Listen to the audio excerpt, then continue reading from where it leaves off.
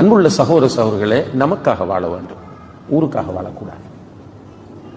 இது முக்கியமான தீர்வு, எல்லோரும் சொல்லக்கூடிய ஒரு விஷயம். இது நான் எனக்காக வாழ வேண்டும், என்னை நான் நேசிக்க வேண்டும், என்னை நான் ரசிக்க வேண்டும், என்னை நான் சுய பரிசோதனை செய்ய வேண்டும், எனக்காக நான் வாழ வேண்டும், உங்களுக்காக நீங்கள் வாழ வேண்டும்.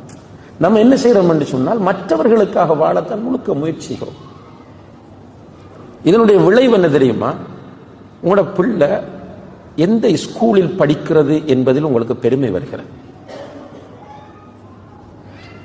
அல்லது உங்களுடைய பிள்ளைக்கு நல்ல எஜுகேஷன் கிடைக்கும் என்று நீங்கள் நினைக்கிற ஸ்கூல்களுக்கு எவ்வளவும் காசு கொடுத்து உங்களுடைய பிள்ளைகளை நீங்கள் கொண்டு போய் சேர்க்கிறீர்கள். சிலர் ஸ்ரீலங்காவில் போனீங்க என்றால் சில ஸ்கூல்ஸ் இருக்கு, சுப்ஹானல்லாஹ், பெரும் பெரும் ஃபீஸ், மந்த்லி ஃபீஸை பார்த்தீங்கன்னா பெரிய அமௌண்ட். இந்தியாவில் இருக்கிறது ஸ்கூல்கள் மந்த்லி ஃபீஸ், அட்மிஷன் ஃபீஸ் எல்லாம் பெரிய அமௌண்ட், அதில் கொண்டு போய் பிள்ளைகளை சேர்ப்பாங்க. அதே போலதான் இங்கும் வெளிநாடுகளில் வாழக்கூடியவர்களும் பிள்ளைகளை இந்த ஸ்கூல் அந்த ஸ்கூல் சேர்ப்பாங்க. ரைட், அல்ஹம்துலில்லாஹ், அது உங்களுடைய உரிமை, உங்களுடைய பொருளாதார வசதிக்கேற்ப நீங்கள் செய்து கொள்ளலாம். இந்த ஸ்கூல் எஜுகேஷனுக்கு நீங்கள் கொடுக்கிற முக்கியத்துவத்தில் இப்போ சில சகோதரர்கள் பல்லாயிரக்கணக்கான ரூபாய்களை மாதாந்தம் கொடுக்கிறார்கள் பிள்ளைகளுக்காக. இப்படி கொடுக்கக்கூடிய இந்த அமௌண்டில் கொஞ்சமாவது உங்களுடைய பிள்ளையின் தர்பியாவுக்காக நீங்கள் செலவு செய்கிறீர்களா? சரி, அந்த அமௌண்டே வேணாம். ஸ்கூல் தேடுவது, ஸ்கூலுக்கு போறதுக்காக வீடு தேடுவது, ரைட், அந்த பிள்ளைகளுக்கு டியூஷனுக்காக நீங்கள் செய்யக்கூடிய ஏற்பாடுகள், இதுல உங்களுடைய பிள்ளைகளுக்கு நீங்கள் தர்பியா கொடுப்பதற்கு என்ன முக்கியத்துவம் கொடுக்கிறீர்கள்?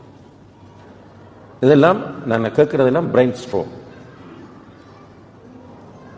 அப்பதான் தீர்வு தேடலாம். பிரச்சனைகளை சும்மா நான் பட்டியலிட்டு என்ன விட நீங்க நல்லா பண்ணுவீங்க.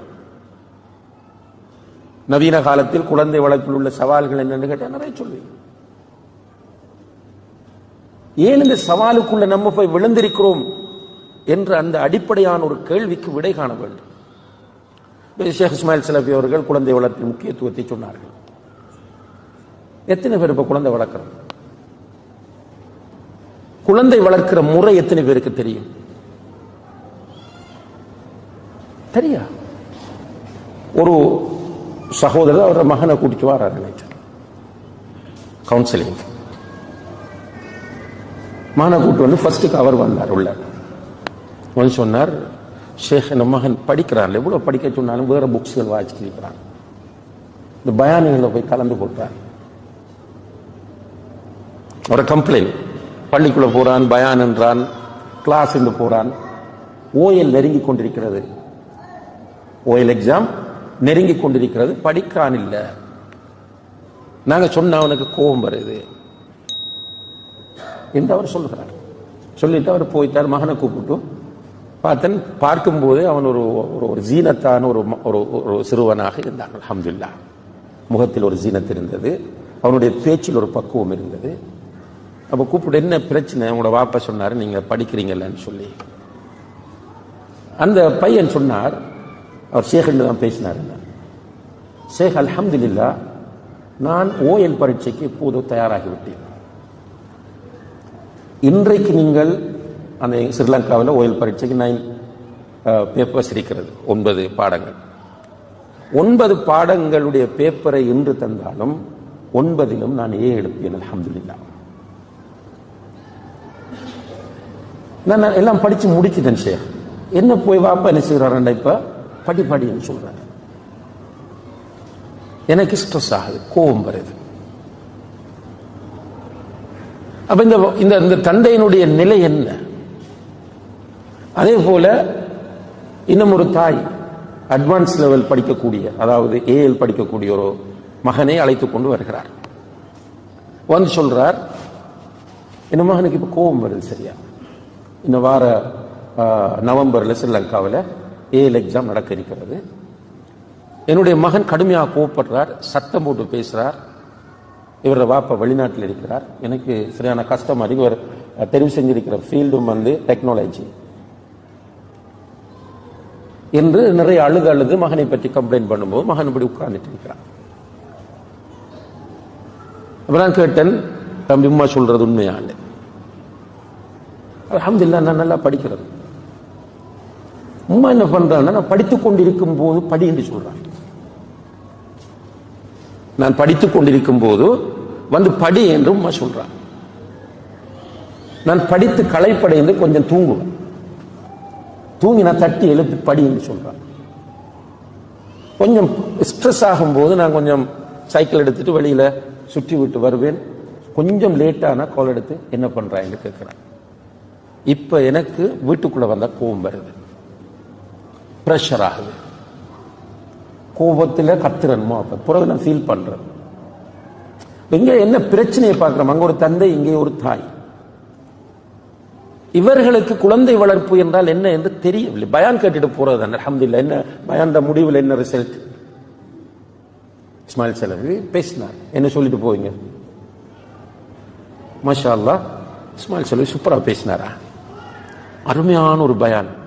ஹலாஸ், பள்ளிக்குள்ள வச்சுட்டு போக வேண்டியது. உங்களுக்கு மட்டும் நான் சொல்லல, பொதுவாக உள்ளது. மிம்பர்களில் ஹதீபுகள் தொடர்ந்து இதை பத்தி பேசுறாங்க, குழந்தை வளர்ப்பை பற்றி. நம்ம அந்த டேக் ஹோம் மெசேஜாக இந்த சொல்லப்படுற விஷயத்தை நம்ம வீட்டுக்கு எடுத்துக்கு போகிற பெற்றோர்களாக நம்ம இல்லை. பிள்ளைகள் மிஸ் ஆகிறார்கள் என்று சொன்னால், இப்ப நம்ம நிறைய பேரை குற்றம் சாட்டுகிறோம்.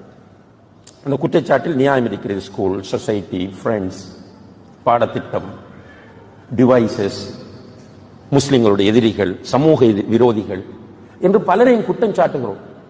ஆனால் ஒரு விஷயத்தை நம்ம மறந்துட்டோம் எல்லாரும்.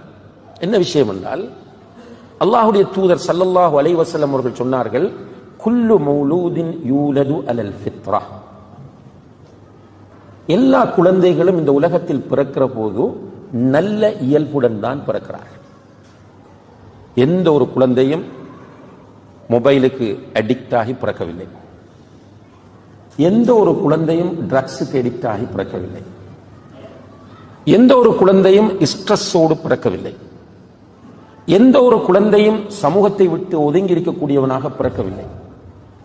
பிறக்கும் போது நேச்சுரலாக ஃபித்ரா சலீமா என்று சொல்லக்கூடிய இயல்போடு பிறக்கிறான். ஃபஅபவாஹு யுஹவ்விதானிஹி அவ் யுனஸ்ஸிரானிஹி அவ் யுமஜ்ஜிசானிஹி. அவனுடைய பேரண்ட்ஸ் தான், தாயும் தந்தையும் தான் அவனை யஹூதியாகவோ நஸ்ரானியாகவோ மஜூசியாகவோ மாற்றுகிறார்கள் என்று அல்லாஹ்வுடைய தூதர் ஸல்லல்லாஹு அலைஹி வஸல்லம் அவர்கள் சொல்றார். அப்ப நம்முடைய பிள்ளைகள் மிஸ் ஆகிறதுக்கு பேசிக் ரீசன் யாரு? நம்ம தான், பேரண்ட்ஸ். குழந்தை வளர்ப்பை பொறுத்தவரையில் பெருமைக்கு குழந்தை வளர்க்க தேவையில்லை. நான் சொன்னேன், உங்களுக்காக வாழுங்கள். நீங்கள் முதுமையை அடைந்தால் உங்களுக்கு அன்பும் இரக்கமும் காட்டி அவர்களுடைய தோள்களில் உங்களை சுமக்கிற குழந்தைகள் எனக்கு வேண்டும் என்று நினைத்து குழந்தை பெறுங்கள்.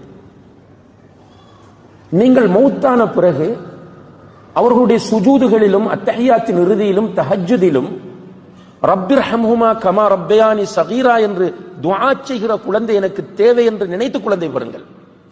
இப்ப ஸ்ரீலங்காவில் ஒரு எக்ஸாம் இருக்கிறது, நான் நினைக்கிறேன் இந்த அரசாங்கத்தில் அதை மாற்றி விடுவார்கள் என்று. ஸ்காலர்ஷிப் கிரேட் 5ல வரக்கூடிய எக்ஸாம்.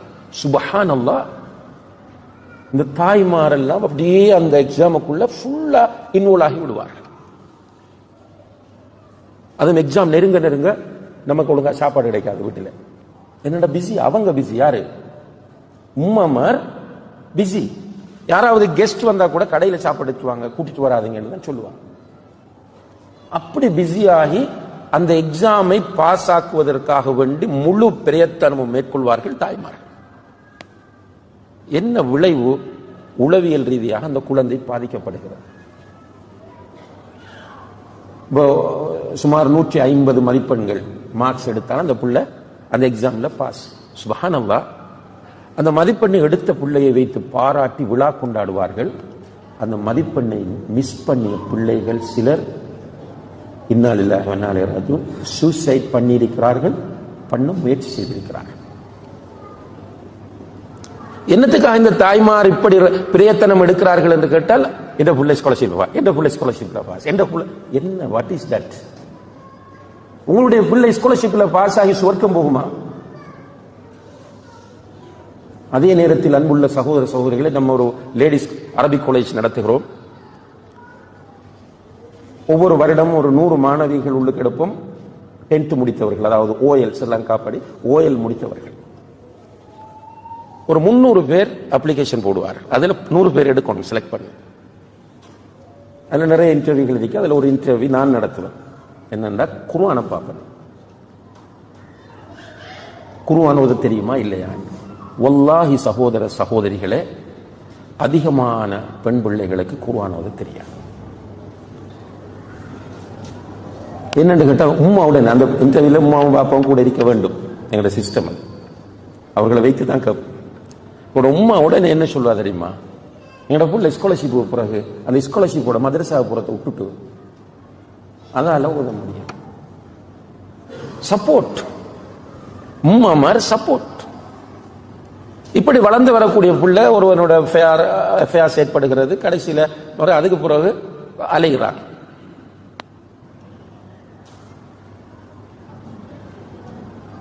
இப்ப பிள்ளைகளை என்னத்துக்கு பெற்றிருக்கிறோம், எதற்காக வளர்க்கிறோம் ஒன்றும் தெரியல. சுப்ஹானல்லாஹ்.